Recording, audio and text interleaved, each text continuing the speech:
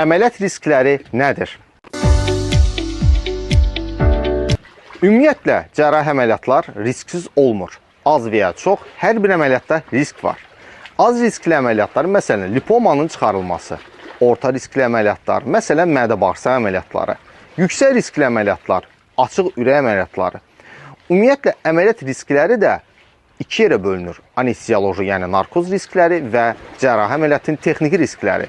Narkoz riskləri bu, ümumi və ya spinal anesteziya zamanı baş verən ağırlaşmaları əhatə edir. Cərrahi əməliyyat riskləri əməliyyat vaxtı və əməliyyatdan sonraki ağırlaşmaları əhatə edir.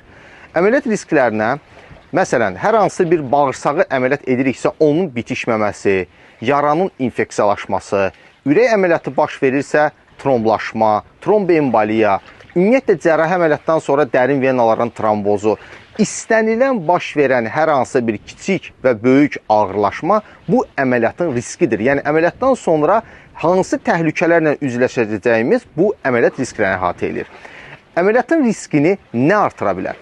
Xəstənin yaşının çox olması, şəkərli diabetin olması, piylənmədən əziyyət çəkməsi, əməliyyatın uzun müddət davam etməsi, yanaşı dərman preparatlarından istifadə edib xroniki xəstələrdən əziyyət çəkməsi əməliyyat riskini artırmış olur.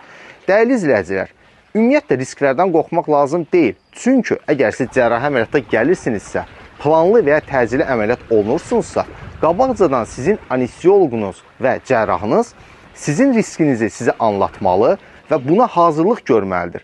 Əgər düzgün əməliyyat önə hazırlıq olarsa, əməliyyat riski də minimuma enmiş olar və əməliyyatdan sonraki əməliyyatın uğurları artmış olar. Sağ olun, diqqətinizə görə minnətdarım.